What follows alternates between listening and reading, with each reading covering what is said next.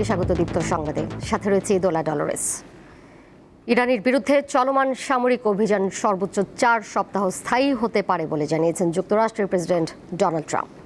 British সংবাদ মাধ্যম daily মেইলকে দেওয়া এক সাক্ষাৎকারে তিনি কথা বলেন।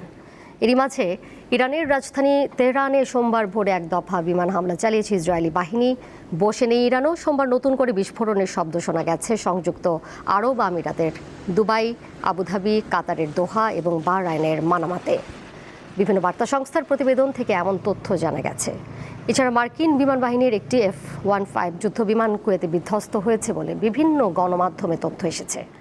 এদিকে জাতিসংঘের মহাসচিব অ্যান্তোনিও গুতেরেস ও নিরাপত্তা পরিষদকে চিঠি পাঠিয়েছেন ইরানের পররাষ্ট্রমন্ত্রী আব্বাস আরাগচি। চিঠিতে তিনি যুক্তরাষ্ট্র ও ইসরায়েলের হামলায় ইরানের সর্বোচ্চ নেতা আয়াতুল্লাহ আলী খামেনির নিহত হওয়ার ঘটনাকে ঘৃণ্য ও আন্তর্জাতিক আইনের লঙ্ঘন উল্লেখ করে নিন্দা জানিয়েছেন। আর ইরানের নিরাপত্তা বিষয়ক প্রধান আলী লারিজানি বলেছেন তার দেশ যুক্তরাষ্ট্রের সঙ্গে কোনো আলোচনায় যাবে না। সোমবার সামাজিক যোগাযোগ মাধ্যমে এক্সে দেওয়া এক পোস্টে তিনি এই কথা বলেন।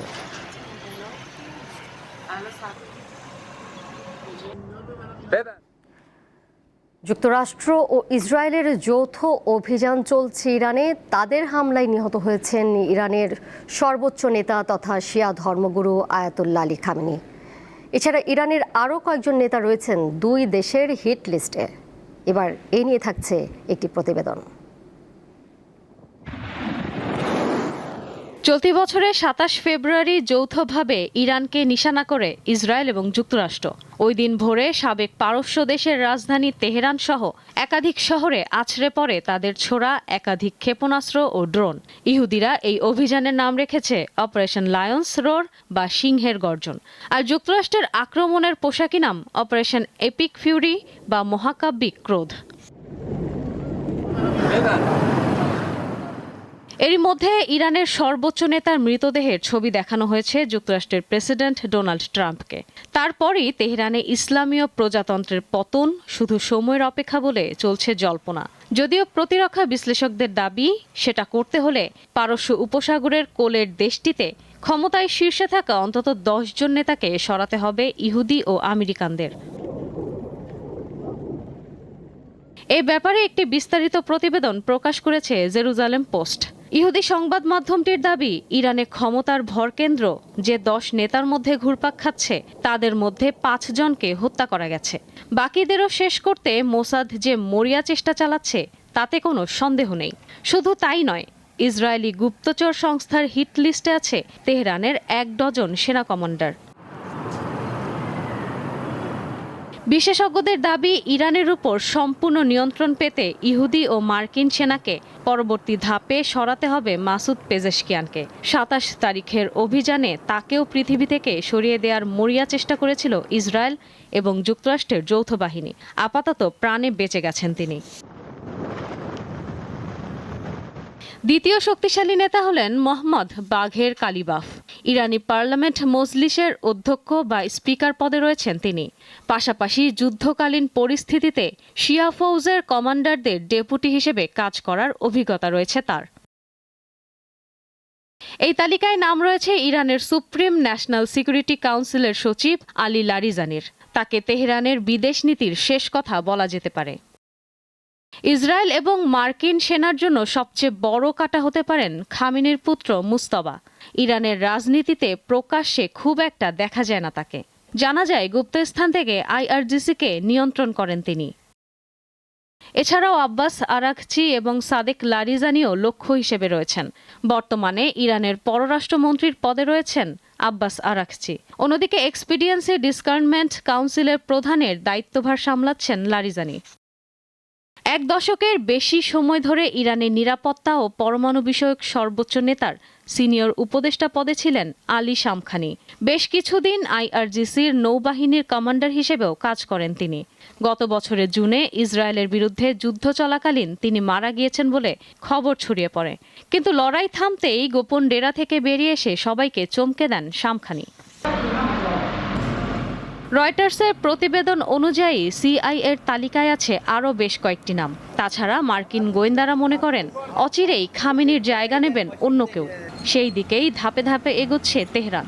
আর তাই খামেনির মৃত্যুতে এখনই যুদ্ধ থামাতে রাজি নন ট্রাম্প। ইশরাত সুমা, দীপ্ত বার্তা কক্ষ। যুক্তরাষ্ট্র ও ইসরায়েলের আগ্রাসনের বিরুদ্ধে বিভিন্ন দেশে বিক্ষোভ অব্যাহত রয়েছে। এর মধ্যে রোববার পাকিস্তানের করাচি শহরে মার্কিন কনসুলেট ভবনের বাইরে গুলিবিদ্ধ হয়ে অন্তত 22 জন বিক্ষোভকারী নিহত হয়েছেন বলে জানিয়েছে দ্য গার্ডিয়ান। এছাড়া গিলগিট বালতিস্তান অঞ্চলের উত্তরের শহর স্কারদুতে জাতিসংঘের একটি কার্যালয়ে আগুন দেন বিক্ষোভকারীরা।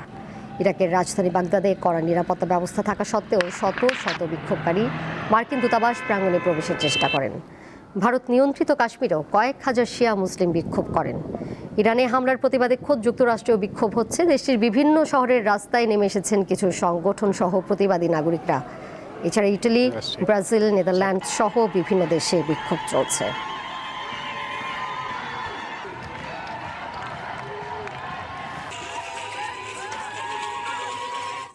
ইরানের সর্বোচ্চ নেতা আয়াতুল্লাহ আলী খামেনি নিহত হওয়ার পর দেশটির নেতৃত্ব দিচ্ছেন 3 সদস্যের লিডারশিপ কাউন্সিল। নতুন নেতা নির্বাচিত না হওয়া পর্যন্ত তারাই দেশ পরিচালনা করবেন। অবশ্য আগামীকালের মধ্যে সর্বোচ্চ নেতার নাম ঘোষণা করা হতে পারে। 28 ফেব্রুয়ারি সকালে ইরান জুড়ে যৌথ হামলা চালায় যুক্তরাষ্ট্র ও ইসরায়েল। এতে প্রাণ হারান সর্বোচ্চ নেতা আয়াতুল্লাহ আলী খামেনি। ফলে নেতৃত্ব শূন্য হয়ে পড়ে তেল গ্যাস সমৃদ্ধ এই দেশ। অবশ্য খামেনি নিহত হওয়ার একদিন পরই সংবিধান অনুযায়ী একটি লিডারশিপ কাউন্সিল গঠন করেছে ইরান। আইন অনুযায়ী পরবর্তী সর্বোচ্চ নেতা নির্বাচিত না হওয়া পর্যন্ত এই কাউন্সিলের সদস্যরাই দেশ পরিচালনা করবেন। তারা হলেন প্রেসিডেন্ট মাসুদ পেজেশকিয়ান, বিচার বিভাগের প্রধান গোলাম হোসেন মোহসেনি এজেই ও গার্ডিয়ান কাউন্সিলের সদস্য আলী রেজা আরাফি। ইরানের ধর্মীয় ও রাজনৈতিক অঙ্গনের অত্যন্ত প্রভাবশালী আলী রেজা আরাফি শীর্ষ পর্যায়ের এই কট্টরপন্থী শিয়া আলেম আয়াতুল্লাহ আলী খামেনির অত্যন্ত বিশ্বস্ত হিসেবে পরিচিত। লিডারশিপ কাউন্সিলের সদস্য বর্তমান প্রেসিডেন্ট মাসুদ পেজেশকিয়ান সংস্কারবাদী রাজনীতিবিদ। প্রেসিডেন্ট হওয়ার আগে বিভিন্ন সময় তিনি ইরানের শাসন ব্যবস্থার সমালোচনা করেন। প্রেসিডেন্ট খাতামির শাসনামলে 2001 থেকে 2005 সাল পর্যন্ত স্বাস্থ্যমন্ত্রী ছিলেন পেজেশকিয়ান। লিডারশিপ কাউন্সিলের আরেক সদস্য বিচার বিভাগের প্রধান গোলাম হোসেন মোহসেনি এজেই। 2021 সাল থেকে তিনি এ পদে আছেন। মোহসেনি একজন কট্টরপন্থী ইসলামী আইনজ্ঞ। তার বিরুদ্ধে ভিন্ন মতাবলম্বীদের দমন ও মৃত্যুদণ্ড জারির অভিযোগ রয়েছে। এরই মধ্যে ইরানের নতুন সর্বোচ্চ নেতা নির্বাচনের প্রক্রিয়া শুরু হয়েছে বলে জানিয়েছেন পররাষ্ট্রমন্ত্রী আব্বাস আরাকচি। আজ বা আগামীকালের মধ্যেই চূড়ান্ত সিদ্ধান্ত আসতে পারে। বর্তমানে কোনো প্রশাসনিক শূন্যতা নেই এবং রাষ্ট্রীয় প্রতিষ্ঠানগুলো স্বাভাবিকভাবে কাজ করছে বলে জানান পররাষ্ট্রমন্ত্রী। ইশরাত সুমা, দীপ্ত বার্তা কক্ষ। ইসরায়েলের হামলায় লেবাননে অন্তত 31 জন নিহত হয়েছেন। আহত হন কমপক্ষে 150 জন। স্থানীয় সময় সোমবার ভোরে লেবাননের রাজধানী বৈরুত সহ বিভিন্ন স্থানে এসব হামলা হয়। পাশাপাশি লেবাননের দক্ষিণাঞ্চলের 53টি গ্রাম ও শহরের বাসিন্দাদের সরে যেতে নির্দেশ দিয়েছে ইসরায়েলি সামরিক বাহিনী। এর আগে ইরানের উপর হামলা ও খামেনির হত্যার প্রতিশোধ নিতে ইসরায়েলে হামলা চালায় সশস্ত্র গোষ্ঠী হিজবুল্লাহ। স্থানীয় সময় সোমবার ভোরে ইসরায়েলের হাইফা শহরের একটি সামরিক ঘাঁটিতে হামলার দাবি করেছে লেবাননের এই সশস্ত্র গোষ্ঠীটি। পরে এক বিবৃতিতে হিজবুল্লাহর পক্ষ থেকে বলা হয়, ইসরায়েল যে আগ্রাসন চালিয়ে আসছে তা বিনা চ্যালেঞ্জে চলতে পারে না।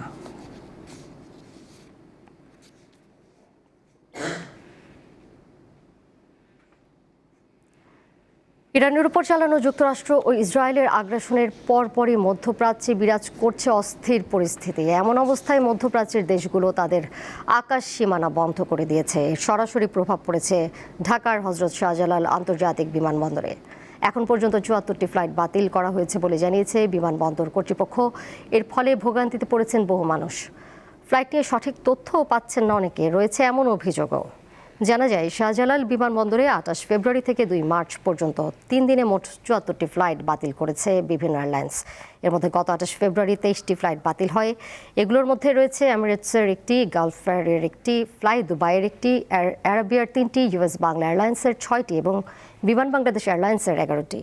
পরদিন 1 মার্চ বাতিল করা হয় 40টি ফ্লাইট। এর মধ্যে জাজিরা এয়ারওয়েজের 2টি, এমিরেটস এয়ারলাইন্সের 5টি, গালফ এয়ারের 2টি, ফ্লাই দুবাইয়ের 4টি, কাতার এয়ারওয়েজের 2টি, সালাম এয়ারের 2টি, এয়ার আরাবিয়ার 8টি, কুয়েত এয়ারওয়েজের 2টি, ইউএস বাংলা এয়ারলাইন্সের 4টি এবং বিমানের 9টি। সোমবার 11টি ফ্লাইট বাতিল করার আগাম ঘোষণা দেওয়া হয়েছে। তার মধ্যে রয়েছে কাতার এয়ারওয়েজের 4টি, এমিরেটস এয়ারলাইন্সের 5টি এবং গালফ এয়ারের 2টি ফ্লাইট।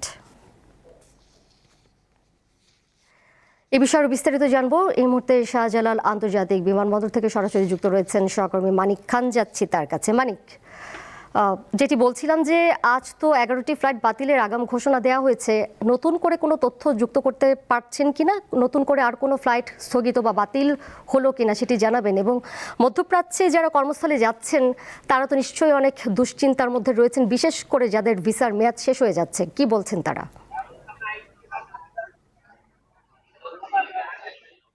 জি, ধন্যবাদ। ইরান যুক্তরাষ্ট্র চলমান যুদ্ধে বাংলাদেশ থেকে যে পরিমাণে যাত্রী যাওয়ার কথা ছিল, যে সকল আকাশসীমা বন্ধ থাকার কারণে এই যাত্রীরা যেতে পারে নাই। সেক্ষেত্রে শাহজালাল আন্তর্জাতিক বিমানবন্দরে ভোগান্তিতে পড়েছে যাত্রীরা। এখন পর্যন্ত আজকে যে মিনিমাম আজকে অনেক যাত্রী এখানে এসে তারা জানে নাই যে আজকে বিমান ফ্লাইট যাত্রা করবে কিনা। সেক্ষেত্রে বিমান কর্তৃপক্ষ জানায় নেই যে তারা এসে এখানে ভোগান্তিতে পড়েছে। সেক্ষেত্রে আমরা সকাল থেকে এখানে ছিলাম, সেক্ষেত্রে জানতে পেরেছি যেটা হলো বিভিন্ন ফ্লাইট আজকে বাতিল হলেও সেক্ষেত্রে কর্তৃপক্ষ তাদেরকে জানায় নেই। আমরা এখন যেটা জানতে পেরেছি, আজকে এখন পর্যন্ত অনেক ফ্লাইট বাতিল হয়েছে। এই ফ্লাইটে পুনরায় বাতিল হওয়া ফ্লাইট গুলো কিভাবে তারা সমন্বয় করবে, সেই ক্ষেত্রে কর্তৃপক্ষ জানিয়েছেন যেটা হলো আস্তে আস্তে ধীরে ধীরে যুদ্ধ আকাশসীমা যখন খুলে দিবে বিভিন্ন দেশে, সেক্ষেত্রে ফ্লাইট গুলা আবার পুনরায় শুরু হবে। আমরা যদি দেখাতে চাই, সেক্ষেত্রে কিছুক্ষণ আগেও আমরা দেখেছি যেটা হলো জেদ্দা এবং দোহার ফ্লাইট গুলা বাতিল হয়েছে, এবং বাতিল হওয়া ফ্লাইট গুলো সম্পর্কে যাত্রীরা জানতেও পারেন নাই। সেক্ষেত্রে আমরা এখানে অনেক যাত্রীরা ভোগান্তিতে পড়েছে। সেই ক্ষেত্রে দেখতে পেরেছি আমরা যদি একটু দেখাতে চাই, প্রচুর পরিমাণে বিমানবন্দর থেকে যুক্ত ছিলেন সহকর্মী মানিক খান। এবার কেওয়াই স্টিল চট্টগ্রাম সংবাদ।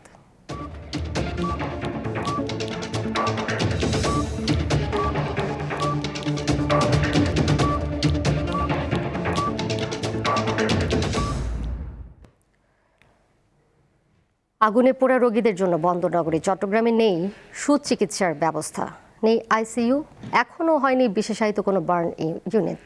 চট্টগ্রাম মেডিকেল কলেজ হাসপাতালে নির্মাণাধীন 150 শয্যার বার্ন ইউনিটে চিকিৎসা পেতে অপেক্ষা করতে হবে আরও 1.5 বছর।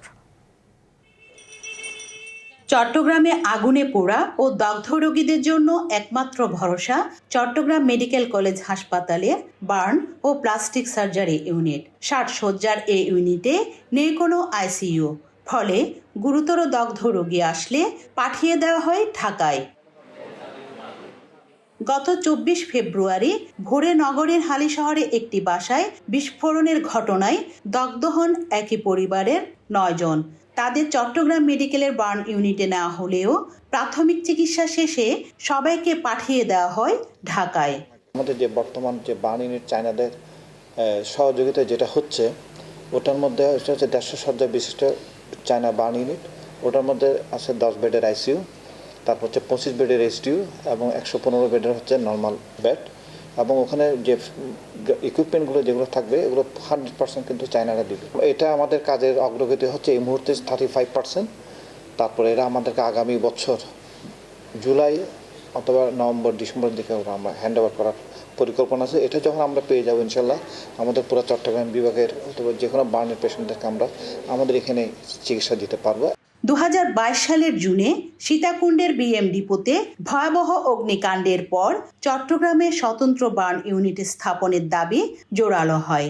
2023 সালের 13 মার্চ বাংলাদেশ ও চীন সরকারের মধ্যে প্রকল্প বাস্তবায়নের চুক্তি হয়। 2024 সালের 10 মে একনেকে প্রকল্প চূড়ান্ত অনুমোদন পায়।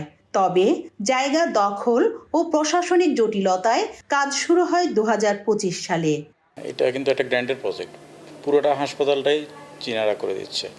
এবং আপনার যে যন্ত্রপাতি, অপারেশন থিয়েটারের যেসব যন্ত্রপাতির দরকার, মানে একটা হাসপাতালে যা কিছু দরকার সবই চীনারা দিবে।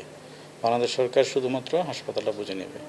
আর বাংলাদেশ সরকারের যে অর্থ খরচ হচ্ছে, ব্যয় হচ্ছে, এটা মূলত ব্যয় হচ্ছে যে চীনারা যে কনস্ট্রাকশন ম্যাটেরিয়াল এবং তাদের যে ইকুইপমেন্টগুলো আনবে, ওগুলোর কাস্টমস ট্যাক্স ব্যাটটা বাংলাদেশ সরকার পরিশোধ করবে। এই বাবদেই বেসিক্যালি মেইন অর্থটা খরচ হবে।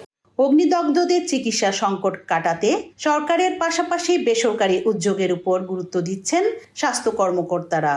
সরকারি উদ্যোগের পাশাপাশি চট্টগ্রামের বেসরকারি উদ্যোগ যদি আরও আমরা গতিশীল করতে পারি, তাহলে আমরা মনে করি চট্টগ্রামের সকল ক্ষেত্রে আমরা আমাদের যে যতটুকু সীমাবদ্ধতা আছে সে সীমাবদ্ধতা দূর করে আমরা চট্টগ্রামবাসীর স্বাস্থ্যসেবা নিশ্চিত করতে পারব।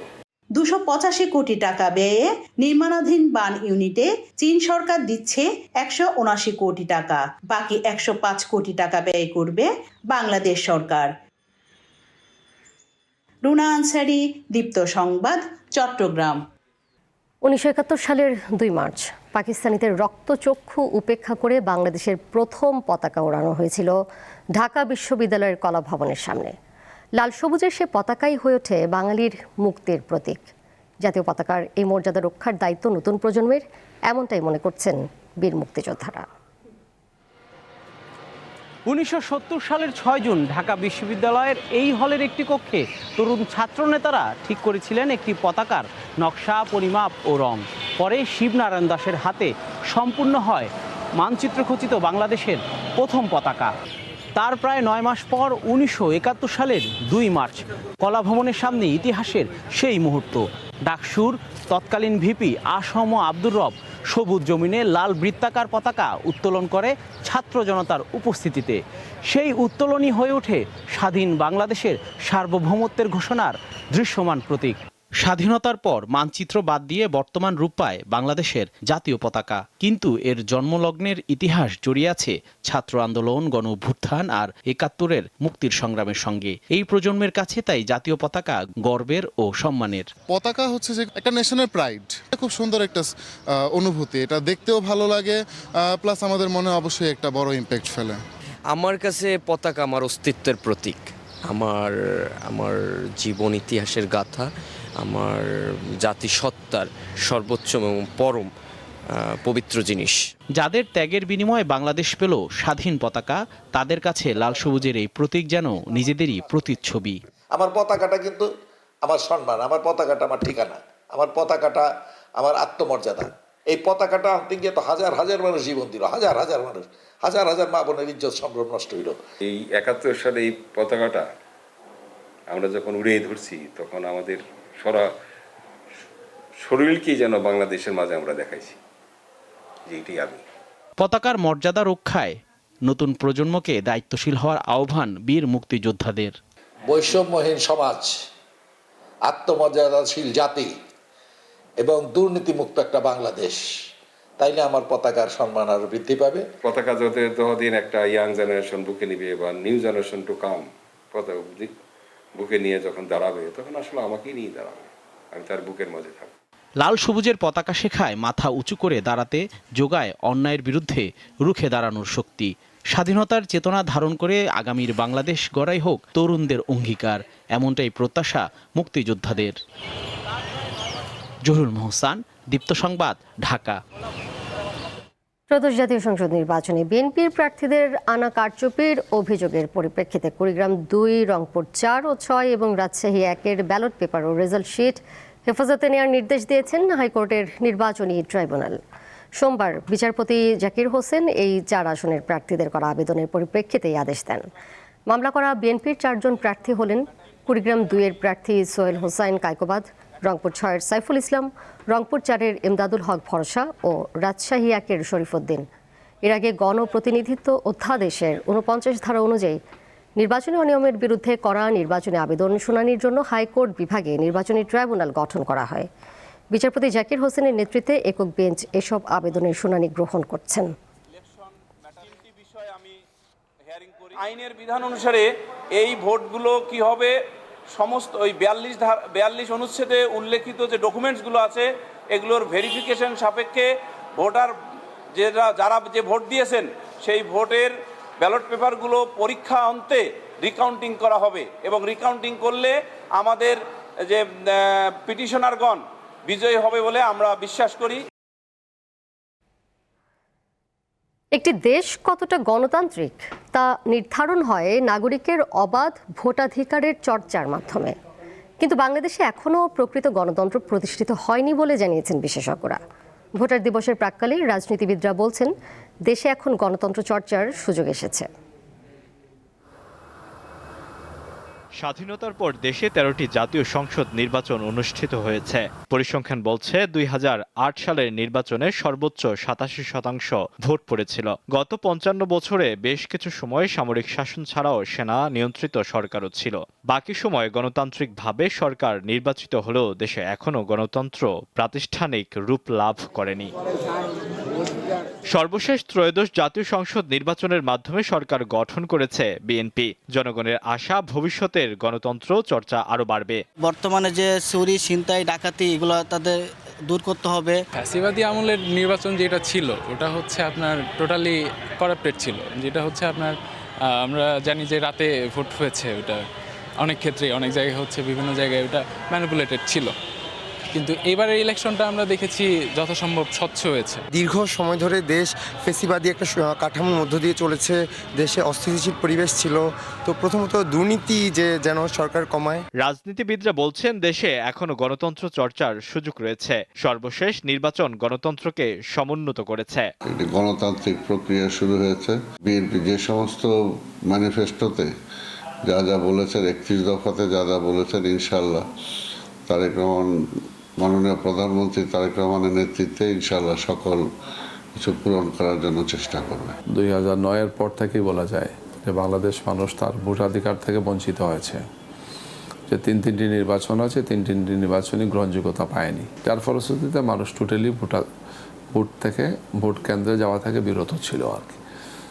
তারপরে তো গণঅভ্যুত্থান হয়েছে, সরকার এসছেন, নির্বাচন দিয়েছেন, এবং এই নির্বাচনটা অতীতের যে কোনো সময়ের তুলনায় ভালো একটা নির্বাচনের অনেকগুলো আলামত এখানে ছিল, যদিও কিছু কিছু সমস্যা তো হয়েছে এগুলো। তবে রাজনীতি বিশ্লেষকরা বলছেন সব রাজনৈতিক দলের অংশগ্রহণ ছাড়া পূর্ণ ভোটাধিকার চর্চা হয় না। জাস্ট গণতন্ত্রে যাওয়ার রাস্তাটার দরজাটা খুললো আর কি। গণতন্ত্র ফিরে আসে নাই। গণতন্ত্র খালি ভোট দিলেই গণতন্ত্র ফিরে আসে না, এটা তো বারবারই আমরা বলার বা বোঝানোর চেষ্টা করছি। গণতন্ত্র তখনই ফিরে আসবে যখন মানুষের মধ্যে ওই বোধটা কাজ করবে যে সে কোনো বৈষম্যের শিকার হচ্ছে না কোনো কিছুতেই। বিশ্লেষকরা বলছেন একটি দেশ কতটা গণতান্ত্রিক তা নির্ধারণ হয় নাগরিকদের অবাধ ভোটাধিকার চর্চার মাধ্যমে। আলোয়ান খান, দীপ্ত সংবাদ, ঢাকা।